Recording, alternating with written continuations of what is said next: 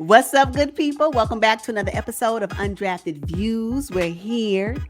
We talk sports from the sidelines, and today we're going to answer the question: can the Memphis Grizzlies and the San Antonio Spurs make it out of the play-in tournament for the 2022 NBA season? Let's get into it. So the Memphis Grizzlies finished last season 38-34 in the Western Conference. And I think they might make it to the play-in tournament for the 2022 season. But the question is, can they make it out? I believe they will make it as well to the play-in tournament. If you look at the Grizzlies roster as it stands today, I know they're scheduled to make some other adjustments come September 15th when they trade away Hernan Gomez to the Celtics and they acquire, I want to say it's Chris Dunn and Carson Edwards or whatever his name is, when they acquire them. But I think as long as the Grizzlies have their 1-2 punch, which is John Morant and Dillon Brooks, and then all the ancillary pieces that they can, do something with, I think they can most definitely make it to the play-in tournament. I see them making it too. Okay. My concern is them making it out of the play-in tournament. I think they can make it out of the play-in tournament considering the other teams that they could potentially play against. When we're talking about spots 6 through 15, right? So maybe. I think they can make it out. Yes. I'm a solid yes, based on the health of John Morant and Dillon Brooks, if I'm going to be honest. I know those two guys. And the interesting thing is they're going to be up for a contract re-up here soon. Memphis Grizzlies better get ready to cut that check because you got to keep them. Well, I think their core also includes Jaren Jackson Jr. and he was injured for a good portion and he finally came back. But I'm really hoping we can get those three players to finish out the season. And I think the Grizz can go pretty deep, not only in the play-in tournament, but also into the playoffs. I am questioning whether or not they'll be able to make it out of a 7-game series. That is still questionable for me. What do you think about the addition of Steven Adams? I don't like it. I wanted Jonas Valanciunas to stay. I'm not sure. See, for me, Steven Adams is not agile enough. To me, he's big and clunky. Jonas, he's light on his feet. He can move. He can shoot the ball well. I can't say the same thing about Steven Adams. So I did not like that trade. You know what? And it makes me wonder, why would they even break up what they were able to accomplish in the 2021 season, considering when Valanciunas was on the team? Think about it. They actually played very great basketball, and they have great continuity as well. I'm not sure why the organization decided to break that up and trade Valanciunas. To acquire Steven Adams, although I'm okay with Steven Adams, but I mean, what is he gonna do? Stand? Again, he could have done that, and he could have stayed with the Pelicans, as far as I'm concerned. Now, the Pelicans won when it came to that trade, because them acquiring Valanciunas to the Pelicans, that's a nice move. It is. Considering pairing him with Zion, Brandon Ingram, and I believe Josh Hart is still on that roster, right? Because he signed this new contract. So a win for the Pelicans. I think that particular trade was a loss for the Grizzlies. Yeah, indeed. I mean, you talk about team chemistry and how well they played last season. Let's remember, they finished 9th in the West, which means they had to play the Spurs in a play-in tournament. They got rid of the Spurs, and then they had to play the Golden State Warriors for number 8. They eliminated the Golden State Warriors in a very tough, competitive series. So, they should have kept the Grizzlies just as they were. But, hey, we'll see. We'll see if Steven Adams can add some value, but you know what? And considering this Grizzlies roster, if we're going to take it back to the bubble, the 2020 bubble, right? When they were part of the play-in tournament there, and I think they had to play the Portland Trailblazers to secure that spot. Like there is something that the Memphis Grizzlies have that I believe that once they figure out whatever that missing piece is, I'm telling you that they're solid with John Morant and they're solid with Dillon Brooks and Jackson Jr. So hopefully whatever else may be missing, maybe Steven Adams can help add to that. Maybe. But if not, I just don't want them to. They're like right on the cusp. of Yeah. what that next step is, right? And so hopefully this season will be where they can go a little bit further than they did the previous 2 seasons, because I believe that the Grizzlies have a nice roster and a nice set of players that can really go to the next level once they figure that out. And hopefully this new coach, because the coach, I just believe they just signed him in 2019, the same year that John Morant became a Grizzly. So it's about all of that connection, understanding one another, understanding the players that that they have on that particular roster, that I think eventually we'll see come to pass.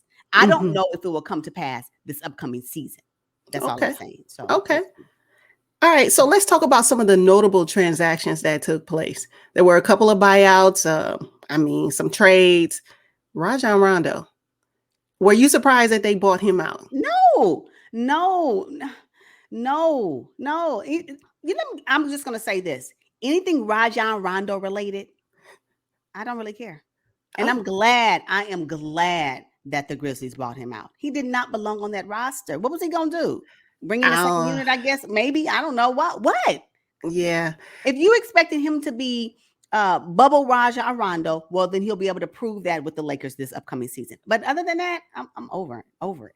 Okay. I was hoping that he would stay just so he can provide that veteran leadership, which they did not or do not have, even still with Steven Adams. I don't think he'll bring it. But now, Patrick Beverley, are you surprised they got rid of him and sent him to Minnesota? Yes. The Grizzlies do not want those antics. Yes.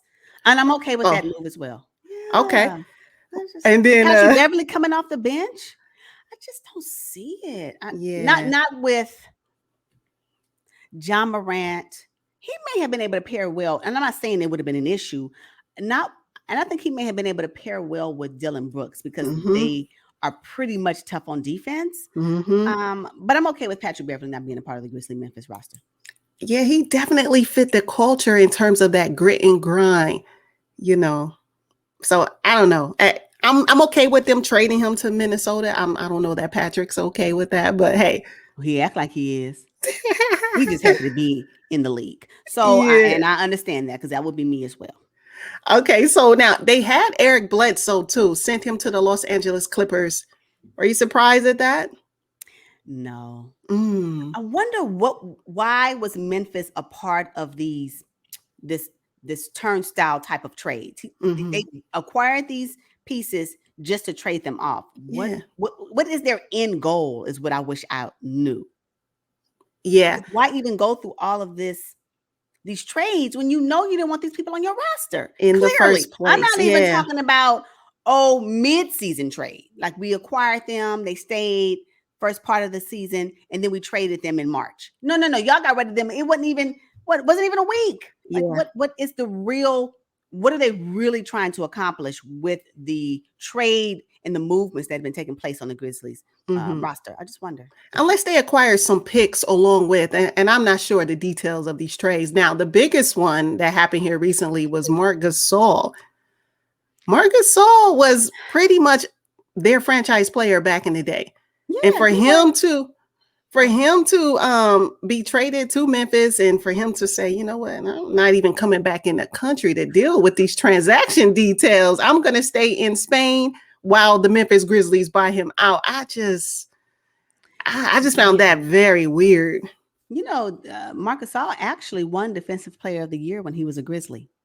See, and the Grizzlies did pretty well when we're talking about playoff appearances and going at least to the semi-conference finals when Marc Gasol was on their roster. So he was a nice staple. Again, they had Mike Conley as well, but he was a nice addition to the team. I just think that he probably didn't want to. Why repeat it? He's much older now, so if they thought they was going to get prime Marc Gasol, they were not. No. He probably even knows that.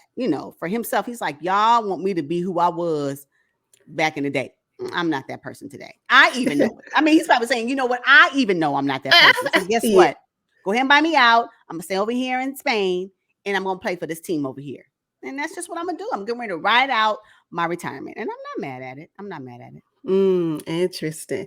Okay, so real quick, though, I think the top 6 contenders in the Western Conference for 2022 season, I think the 6th spot is actually like up for grabs. You got, for me, it's the Lakers, Utah, Denver, Phoenix, Golden State, and number 6 could be the Memphis Grizzlies.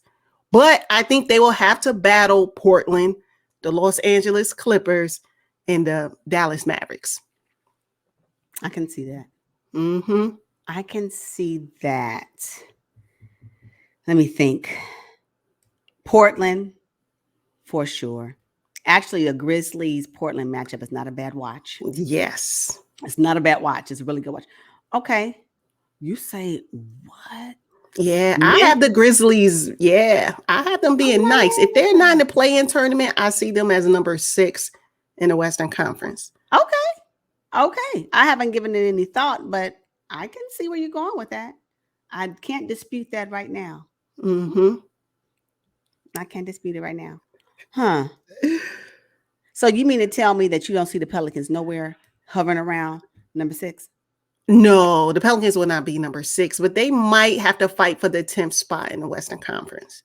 Maybe. And that's only if Zion can finish a full season. So you tell me that you are not riding with Pop. That would be a no. Speaking of the San Antonio Spurs, they finished 10th in the Western Conference, were forced to play the Memphis Grizzlies, and the Grizzlies eliminated them immediately. Did I say immediately? Mm-hmm. Immediately. The Spurs. This season, y'all, they have to be going through a rebuild. Yeah. This is what happens when you are in a rebuild mode. I believe the Spurs are there. When you are going to trade off DeMar DeRozan when he was your mid-range king. I'm just saying he was your top scorer last season. Whether he can, he doesn't shoot the 3 ball and all that, but he was able to at least get y'all to the 10th spot. What I'm saying right now is that roster, good young players, right? Continue in the league, get more experience, they'll be fine. But that roster, as it stands today, will be competing with the Timberwolves. Oh my gosh. Oh yeah, no, they better hope they get Buddy Hield. Oof. Even then, what? Look, the Spurs, first of all, I don't think anyone has high expectations for them. I think they have not been the Spurs of old since the Tim Duncan, Manu Ginobili, Tony Parker era. I feel like they've been rebuilding since then, and that has been several years. I agree. It's disappointing, but the one common denominator has been Greg Popovich. All these years, through all these eras, it's time for a fresh start. Why don't they see that? Yeah, and Greg Popovich has served his time very well with the Spurs. I mean, the Spurs organization has 5 championships, all under the tutelage of Pop. Yeah. Let's not forget that Pop has been amazing, right? And I think he can still be a great mentor to a new coach for the Spurs, right? He just coached the team, granted. They probably coached themselves, but he just helped coach the team to the U.S. gold Olympics gold. So I just think that I think he should still stay with the organization. I think he is still a valuable asset to the Spurs, just in a mentor capacity for a coach. That's it. Everything else he does, he can hold on to it. But mentor capacity for a coach. When will he do his Pat Riley? When will he do it? Right. When will his Pat Riley transition happen? Because I agree, since 2014, they have been going downhill. Mm-hmm. Yeah. And it's time. It's time for a new wave for the Spurs. And I just don't know if they'll continue to do that with the way they're going. I just don't see it. Mm-hmm. So which means that if I think they're going to be making it to the play-in tournament, number one, making it out, absolutely not. The question really for the Spurs is, can they make it to the play-in tournament? And for me, the answer is no. Yes, the answer is absolutely no. They're not even close. You know, when you think about the top six contenders, the Spurs do not come to mind. When you think about even 7 through 10, the Spurs do not come to mind. They'll be down there somewhere around 14, 15 in the Western Conference. I just said the Timberwolves, and you looked at me like I was crazy. The Timberwolves might be a little higher than that, though. Oh, they may go to 12. Okay, I'm with it. Again, when I say down there, I'm talking about anybody that's below 10. Because if you don't make it to the play-in tournament, that means you need to really be rethinking what your whole roster structure looks like. You know, and if the moves that you've made in the offseason apparently wasn't enough for you to at least make it to the play-in tournament. I think that there is a level to the play-in tournament at this point because the NBA created that. Either you're gonna to the playoffs. We're gonna give you one last chance to get there. Last chance to get there. And it's gonna be the play-in tournament. So if you cannot at least make it to the play-in tournament, then you need to rethink your whole organization. It's just it doesn't make sense. And the West is competitive. We all know that. And to get to the top six, good luck. Good luck. Let's talk a little bit about their two core players. I think it's DeJounte Murray, who's only 24 years old, signed a 4-year, $64 million deal, and then Derek White, who a lot of people have high praise for, but I haven't seen it. He signed a 4-year, $72 million deal, suffered a couple of injuries, only played like 36 games last season. Those two players are crucial. Now that DeMar DeRozan's gone and Patty Mills, what will they do with these young guys? Will they give them more responsibility? I mean, I still don't see enough. When you look at their roster, I don't see enough talent there. Who is their veteran? Probably Doug McDermott. Okay, really. Again, who is their real veteran? I know. Who is that? And I don't know. I think they need more experience on their roster. More experience. But who wants to play for the Spurs? And that could be the whole Popovich thing too. Who wants to play for Pop?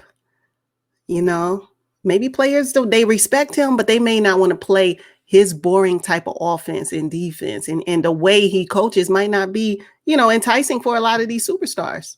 Or a fit for this type of NBA play. Yeah. It's different than it was back when he was in this, you know, in the Spurs or in their prime. It's different. So when will that transition happen? And perhaps, again, Popovich should still be on the coaching staff, but he should be holding a mentor type capacity. That's all I'm saying. Don't get all up in arms because I'm saying Pop needs to go. No, he needs to stay, but he shouldn't be the one that is the core responsibility for coaching the Spurs. Can he be a mentor to them? Absolutely. I mean, he is. I need for him to be the Pat Riley. I'm gonna say it again. Yeah, it's front office time for sure. For solely front office time, for sure. So yeah. But the Spurs, you know, continue to rebuild. They've been rebuilding for a long time. Like, when does it end? When do they acquire enough talent where they're like, okay, this is who we have now. Let's go for it. They're not there yet. They will not make the play-in tournament. And hopefully they'll get maybe the first 1 through 3 picks in the draft for 2022. I'm just saying right now, it's clear that the draft is not the end all be all for these teams. Now, when you got Lakers saying, I don't want not one draft pick. I mean, you know, you got the Brooklyn Nets saying, draft pick who? You can have them all. So I don't even know if the draft pick process, although I'm not saying to get rid of it, is what teams really are banking for. Because I don't know if these teams have time to develop. What I do appreciate, we'll go back to the Grizzlies for a moment. What I do appreciate about the Grizzlies, I think the Grizzlies are willing to help develop their talent. And I respect that. I just don't know if other teams that are fighting for the NBA right now championship win is willing to do that. And that's what I see. So the Spurs, what is their right now strategy and what is their future strategy? Because their right now strategy is that they will be doing good to make it to the 12th spot in the Western Conference. That's their right now strategy based off of this roster, unless they make some other trades. I mean, and then we never know what they'll do in the midseason. I just don't think it's going to be enough. And I'm not saying that the people that they have on their roster are not good players. They're in the league. Of course, they're good players. What are we talking about? You know, I mean, people that they bypass just to get to their spot. So yes, their level and their potential, I know it's high, right? I'm just saying, as a collective unit, with the current coaching style that's being given to them, I don't know if it's right for this type of play in this era of the NBA. That's all. Yeah. Okay, I got you. I agree. Ooh, they need a revamp. They just need more electricity. It's just kind of boring. It's just a boring style of basketball. And even the USA basketball players complained that Pop was trying to run the Spurs offense with all of these mega superstars on the roster. Like, give me a break. Give me a break. And give me a break and give the Spurs fans a break and get somebody else in there. All right, you guys, we're going to wrap up this episode. Make sure you drop down in the comments and let us know what you think about the Memphis Grizzlies and the San Antonio Spurs, whether or not they could make it into the play-in tournament. Drop down. Let's talk about it. Thank you all for tuning in. We will see you guys on the next one. But until then, peace. Peace out.